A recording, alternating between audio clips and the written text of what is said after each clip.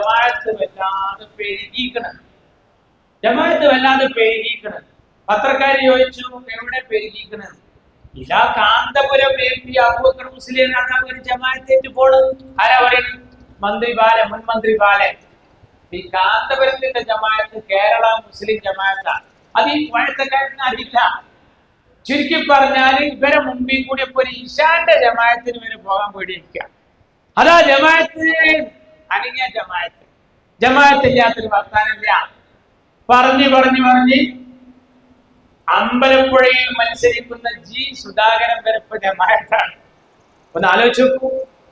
ഈ ചുറ്റുപാടി ആകെ അതുമ്മൽ മാത്രം നിലനിൽക്കുകയാണ്. നാടിന്റെ നന്മക്കൊപ്പല്ല, ജനങ്ങൾക്ക് ഉപകാരമുള്ള കാര്യങ്ങളിലല്ല, ജനകീയ വിഷയങ്ങളിലല്ല. BJP കേരളക്കരയിൽ പല പേക്കൂത്തും നടത്തുന്നതിന് ഒത്താശ ചെയ്യുന്നു ഈ മുഖ്യമന്ത്രി എന്ന് പറയുന്നത് ഞങ്ങളല്ല, CPI ആണ്. ഇപ്പൊ തൃശ്ശൂരിൽ പൂരം കലക്കിയാണ് സുരേഷ് ഗോപി ജയിച്ചതെന്ന് ലോകത്തോട് വിളിച്ചു പറഞ്ഞതാരാ? ചെന്നിത്തലല്ല, കുഞ്ഞാലിക്കുട്ടിയല്ല, പാണക്കാട്ട് തങ്ങളല്ല. തൃശ്ശൂരിൽ അരിവാളിൽ മത്സരിച്ചിരുന്ന സാക്ഷാൽ സഖാവ് സുനിൽ കുമാറാണ്. CPIയുടെ നേതാവ് സുനിൽ കുമാറാണ് പറഞ്ഞത്. തൃശ്ശൂരിൽ പൂരം കലക്കി BJPക്ക് ജയിക്കാനുള്ള അവസരം ഉണ്ടാക്കി. പലതും കൊടുത്തിട്ടുണ്ട്. അങ്ങോട്ട് പലതും കൊടുത്തിട്ടുണ്ട്. CAA NRC റാലി നടന്നപ്പോ പിണറായി വിജയൻ പറഞ്ഞല്ലോ, ഞാൻ കൂട്ടത്തിൽ പറയാം, ഇയാളെ ഈ വാക്ക് കേട്ട് ആരും അതിന്റെ കൂടെ കൂടണ്ട.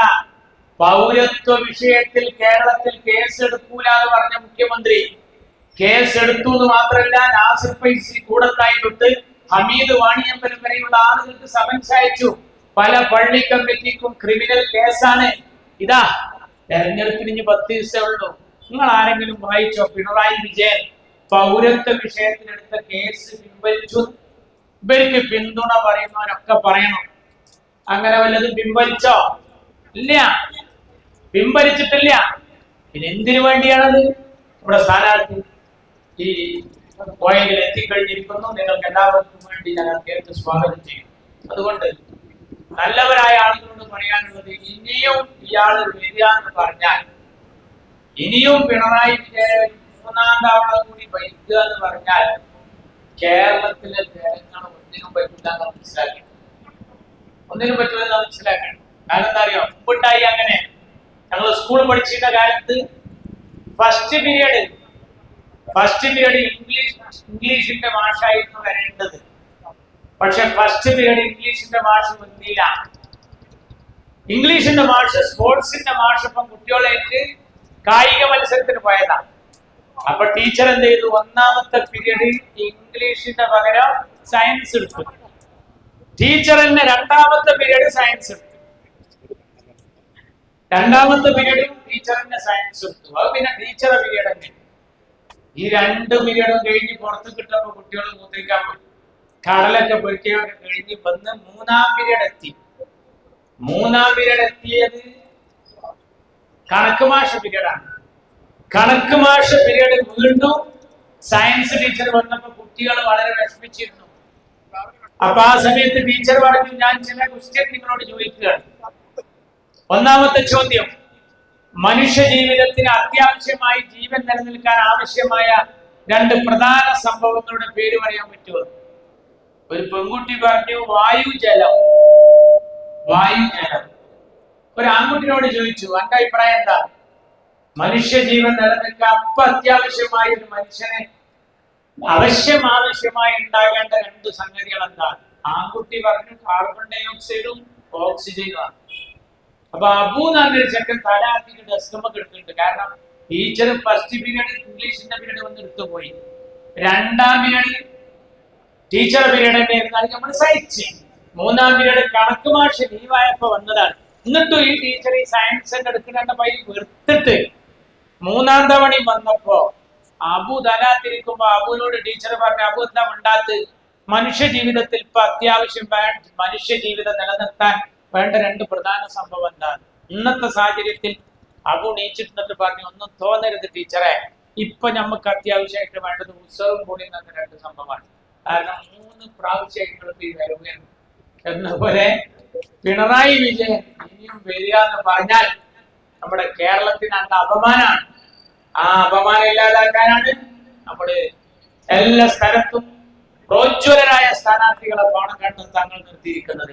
അതിൽ വികസനം കൊണ്ട് കേരളത്തിൽ ശ്രദ്ധേയമായ പ്രതിപക്ഷത്തായിട്ട് പോലും കിട്ടിയ ഫണ്ട് മനോഹരമായി ഉപയോഗപ്പെടുത്തി നമുക്ക് വെളിപ്പുറത്ത് കിട്ടാവുന്ന, നമുക്ക് തല്ലാനും തലോടാനും കഴിയാവുന്ന, നമ്മുടെ സന്തോഷത്തിലും സന്താപത്തിലും പങ്കെടുക്കുന്ന നമ്മുടെ നാട്ടുകാരനായ, ഈ നാടിന്റെ കുതിപ്പും കിതപ്പും മനസ്സിലാക്കിയ, ഈ നാടിന്റെ നാഡീ സ്തംഭനവും സ്പന്ദനവും മനസ്സിലാക്കിയ പ്രിയപ്പെട്ട കുറുക്കോളി നമ്മുടെ ജനപ്രതിനിധിയാവാൻ രണ്ടാമത് ഇവിടെ മത്സരിക്കുന്നു.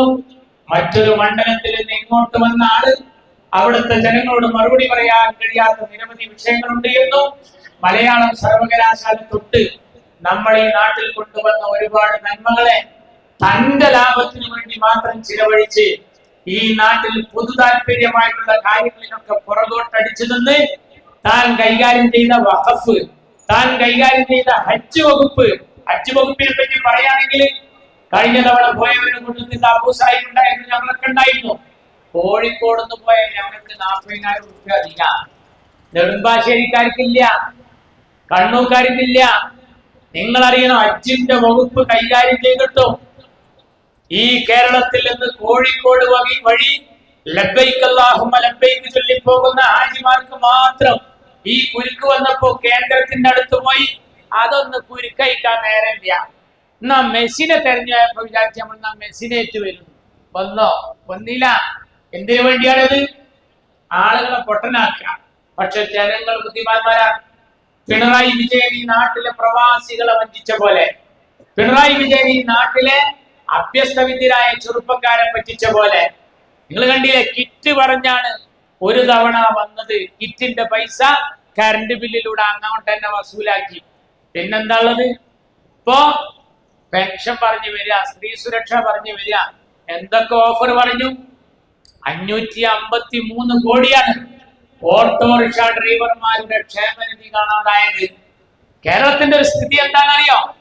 ആശാ വർക്കർമാരെ പറ്റിച്ചയാളാണ്, അംഗൻവാടി ടീച്ചർമാരെ പറ്റിച്ചവരാണ്, റാങ്കിൽ വന്ന മക്കളെ നോക്കുകുത്തികളാക്കി ഭാര്യമാർക്ക് ജോലി കൊടുത്തവരാണ്. ഇവരെ തിരുത്താനും തുരത്താനും കിട്ടുന്ന ഈ സുവർണാവസരം നമ്മൾ പാഴാക്കിയാൽ ഇനി മാറാപ്പിറക്കാൻ കുറച്ച് പണിയെടുക്കേണ്ടി വരും. പിന്നെ മറ്റൊരു കാര്യം, CAA NRC വലിയൊരു വാലികേറ മലയായി ഡെമോക്രസിന്റെ വാള് പോലെ കേന്ദ്രം നോക്കി നിൽക്കുന്നത് കേരളത്തിലേക്കാണ്. സിദ്ധാരാമയ്യ കർണാടകയിൽ അണക്കെട്ട് കെട്ടി നിർത്തിയിട്ടുണ്ട്. കാരണം കോൺഗ്രസ് ഗവൺമെന്റാണ്. സ്റ്റാലിൻ നമ്മുടെ ഗവൺമെന്റാണ്. അതുപോലെ ഒരു UDF ഗവൺമെന്റ് കേരളത്തിൽ വന്നാൽ അതുപോലെ നമുക്ക് അണക്കെട്ട് കെട്ടി തടഞ്ഞു നിർത്താൻ സാധിക്കും. ഇല്ലെങ്കിൽ നരേന്ദ്രമോദിക്ക് കാര്യങ്ങളൊക്കെ എളുപ്പമാകും. കാരണം ഇയാളും മോഡിയും തമ്മിൽ ബായിയാണ്. 40 തവണയാണ് രാഹുൽ കേസ് മാറ്റി വെച്ചത്. 40 തവണ രാഹുൽ ഗാന്ധിയെ ചോദ്യം ചെയ്യാൻ സമയം കണ്ടെത്തി, ചിദംബരത്തെ ചോദ്യം ചെയ്യാൻ കണ്ടെത്തി, DK ശിവകുമാറിനെ ചോദ്യം ചെയ്യാൻ സമയം കണ്ടെത്തി, പ്രിയങ്ക ഗാന്ധിയെയും സോണിയാഗാന്ധിയെയും ഒക്കെ ചോദ്യം ചെയ്തു. പക്ഷെ പിണറായി വിജയൻ ചോദ്യമില്ല. എന്താ കാര്യം?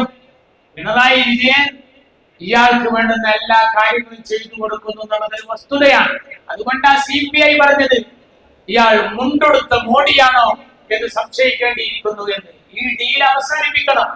നമ്മൾ വിചാരിക്കുന്ന പോലെ ആയുധം അങ്ങോട്ട് കൊടുക്കുക. CAA NRC റാലിയില് ഭീകരവാദികൾ നുഴഞ്ഞു കയറിയെന്ന് പിണറായി ഇവിടെ പറഞ്ഞപ്പോ മോഡി പാർലമെന്റിൽ പറഞ്ഞു, കേരള മുഖ്യമന്ത്രി ശ്രീ പിണറായി വിജയൻ ने कहा, മുഖ്യമന്ത്രി പിണറായി വിജയൻ പറഞ്ഞു CAA NRC റാലിനെ ആതങ്കവാദി ഹേ, ഭീകരവാദികളുണ്ട്. അച്യുതാനന്ദൻ പറഞ്ഞല്ലോ, എന്ത് ഇവിടുത്തെ മുസ്ലിം ചെറുപ്പക്കാര് മറ്റു സമുദായത്തിലെ കുട്ടികളെ ലൈനടിച്ച് കല്യാണം കഴിച്ച് മക്കളെ ഉണ്ടാക്കി ഇക്കൊല്ലം പോയാൽ 2025, 30, 35 ഒക്കെ ആകുമ്പോഴേക്ക് ഈ കേരള സംസ്ഥാനം ഒരു ഇസ്ലാമിക രാജ്യമായാലും അത്ഭുതപ്പെടാനില്ല.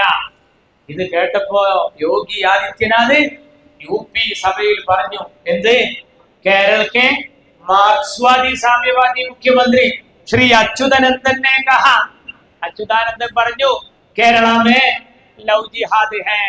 ഈ മലപ്പുറത്തിന്റെ ശത്രുക്കളാണ് ഇവരൊക്കെ. കാരണം മലപ്പുറത്തെ മാർച്ചിട്ടുപാട്ടി പറയുമ്പോ മൗനം പാലിച്ചവരാണ്. രണ്ടക്ഷരം പറയാമായിരുന്നു, പറഞ്ഞില്ലല്ലോ. മലപ്പുറത്തെ കുട്ടികൾ കോപ്പി അടിച്ച് പാസ്സാകുന്നു. മലപ്പുറത്ത് കള്ളക്കടത്തുകാരെ വർദ്ധിക്കുന്നു. മലപ്പുറത്ത് സ്വർണ്ണ വ്യാപാരം കേന്ദ്രമാകുന്നു. മറ്റൊരാൾ പറഞ്ഞു മലപ്പുറത്ത് ശ്വാസം കിട്ടുന്നില്ല, ഇതൊരു സെപ്പറേറ്റ് നേഷനാണ്. കെ.ടി. ജലീൽ പറയാണ്, മൂപ്പര് പറഞ്ഞത് ലീഗിന് അല്ല, കുറച്ചുകൂടി കടന്നു പറഞ്ഞു, കേരള ഭരണം നടക്കുന്നത് കാന്തപുരം പറയുന്നതിനനുസരിച്ചാ എന്ന് പറഞ്ഞു. അങ്ങനെ പറഞ്ഞ ഒരാളെ ഈ വെള്ളാപ്പള്ളിയൊക്കെ നല്ല മനുഷ്യരെ, എന്തെല്ലാം നന്മ അയാൾ ഈ നാട്ടിൽ മുമ്പ് ചെയ്തിരുന്നു. ഒരിക്കൽ മണ്ണാർക്കാട് വെച്ച് നടത്തിയൊരു പ്രസംഗത്തിന്റെ പത്ര കട്ടിങ് എന്റെ കയ്യിലുണ്ട്. അന്ന് അദ്ദേഹം പറഞ്ഞ എന്താ അറിയോ, കേരളത്തിന്റെ ദേവസ്വത്തിന്റെ ചുമതല മന്ത്രി മുനീറിനെ ഏൽപ്പിക്കണം. CHന്റെ മോൻ മുനീർ ദേവസ്വം വഖഫല്ല, അമ്പലങ്ങൾ ഉൾപ്പെട്ട ദേവസ്വത്തിന്റെ ചുമതല മുനീർ ഭംഗിയായി കൈകാര്യം ചെയ്ത് എനിക്ക് ഉറപ്പുണ്ട്. പക്ഷെ വെള്ളാപ്പള്ളി ഇങ്ങനെ വടക്കാൻ കാരണം എന്താ, പിണറായിയുടെ ഒപ്പം കൂടി, എന്റെ പശുവിന്റെ ഒപ്പം കൂടി എന്റെ കാളി മടക്കായി തന്നില്ലേ, അതന്നെ അതാ ഇപ്പൊ കേരളത്തിൽ നടന്നുകൊണ്ടിരിക്കുന്നത്. അതുകൊണ്ട് പിണറായിക്ക് ഒത്താശ പാടുന്ന മരുമകൻ റിയാസിനെ നിയന്ത്രിക്കാൻ നമ്മളൊരു മുതലിനെ ബേപ്പൂരിക്ക് വിട്ടിട്ടുണ്ട്, അൻവർ. അതുപോലെ പിണറായിയുടെ പിറക്കാത്ത മോൻ തവനൂരിലുണ്ട്. ഈ പിണറായിയുടെ സിൽബന്ധികളായി ഇവരൊക്കെ ഒന്നിച്ച് നീങ്ങാൻ കേരളം കടുത്ത കടക്കണിയിലാകുമ്പോഴും ദൂർത്ത് ട്രഷറി കൂട്ടുകയാണ്. നാടിന്റെ നന്മകളൊക്കെ മുച്ചൂട് നശിപ്പിച്ച് നീങ്ങാൻ ആ സമയത്ത് വേണ്ട വിധം നാട്ടുകാർക്കൊപ്പം നിൽക്കാത്ത ഇവര് ഒരിക്കൽ പറഞ്ഞു, അനിൽകുമാർ സഖാവ് എന്താ പറയുന്നത്, മലപ്പുറം ജില്ലയിൽ ഞങ്ങൾ ഉണ്ടാക്കിയ ഏറ്റവും വലിയ മാറ്റം മലപ്പുറത്തെ കുട്ടികളുടെ തട്ടം മാറ്റാൻ കഴിയുന്നുള്ള മാറ്റാണ്. മാറ്റുവിൻ ചട്ടങ്ങളെ എന്നൊക്കെ നമ്മൾ കേട്ടിട്ടുണ്ട്, പക്ഷെ മാറ്റുവിൻ തട്ടങ്ങളെ എന്ന പരുവത്തിലേക്ക് കാര്യങ്ങളെ മാറ്റിമറിക്കുകയാണ്. മാർച്ചിട്ടുപാട്ടിക്ക് വേണ്ടതെന്താ, മലപ്പുറത്തേനെ വോട്ടാണ്. പക്ഷെ മലപ്പുറത്തിന്റെ അഭിമാനം കാക്കാൻ നിങ്ങളില്ല. സ്റ്റേറ്റ്മെന്റ് കൊടുത്തവരാ ഇംഗ്ലീഷ് പത്രത്തിന് മലപ്പുറത്താണ് കൂടുതൽ പ്രശ്നക്കാർ. ഇതൊക്കെ ഒരു ചോദ്യമായി കേന്ദ്രത്തിൽ നിന്ന് വരികയാണ്. എല്ലാ താവളവും അവർക്ക് ഉണ്ടാക്കി കൊടുക്കുന്നതിൽ വലിയ പങ്ക് വഹിക്കുന്ന ഈ ഗവൺമെന്റ് ഇനിയും കേരള സംസ്ഥാനത്ത് തുടരാൻ പാടില്ല. പോക്കിരിയായ ഒരു മുഖ്യമന്ത്രിയും അയാൾക്ക് ഒത്താശ ചെയ്യുന്ന ഇവരെയൊക്കെ ഈ കേരളത്തിന്റെ മണ്ണിൽ ജയിക്കാതിരിക്കാൻ നിങ്ങളൊക്കെ കൈമേയ് മറന്ന് സഹായിക്കണം. തിരൂരിലെ നല്ലവരായ വോട്ടർമാരെ നിതാന്ത ജാഗ്രത പുലർത്തണം. കുർക്കോളിയുടെ പെരുമാറ്റ രീതികളും അദ്ദേഹത്തിന്റെ വികസനവും ഈ നാട്ടിലെ UDFന്റെ സ്വാധീനമൊക്കെ എതിർ സ്ഥാനാർത്ഥിക്ക് അറിയാം.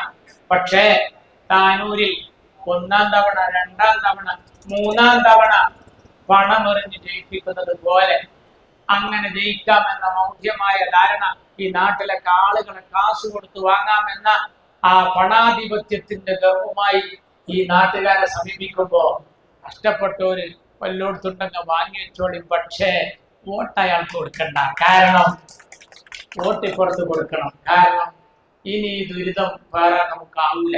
നാടിന്റെ നന്മ മുച്ചൂട് നശിപ്പിച്ച് നീങ്ങാൻ ഈ ഗവൺമെന്റിനെ നിലം പരിശാക്കാൻ കിട്ടുന്ന ഈ സുവർണാവസരം എണ്ണുമ്പോ 71 ആള് നമ്മുടെ കൂടെ വേണം, എങ്കിലേ ഈ ഭരണം കിട്ടൂ. അതിൽ തിരൂരിൽ നിന്ന് കുറുക്കോളി ഉണ്ടാകണം. കുറുക്കോളി ചെറിയ ഭൂരിപക്ഷത്തിന് വന്നാൽ പോരാ. കൽപ്പകഞ്ചേരി വളവന്നൂർ പഞ്ചായത്തിന്റെ സംഗമ കേന്ദ്രത്തിൽ നിന്ന് എനിക്ക് ധൈര്യമായി പറയാൻ സാധിക്കും, ഇൻഷാ അല്ലാഹ് ഈ കേരള സംസ്ഥാനത്ത് കുറുക്കോളി തിരൂരിൽ നിന്ന് നല്ല രീതിയിൽ ജയിക്കുമ്പോ അതിലേറ്റവും വലിയ മാർജിൻ ഈ മണ്ണിൽ നിന്നാവട്ടെ എന്നാശിച്ചുകൊണ്ട് എല്ലാവിധ അഭിവാദ്യങ്ങളും നന്ദി. ജയ് UDF.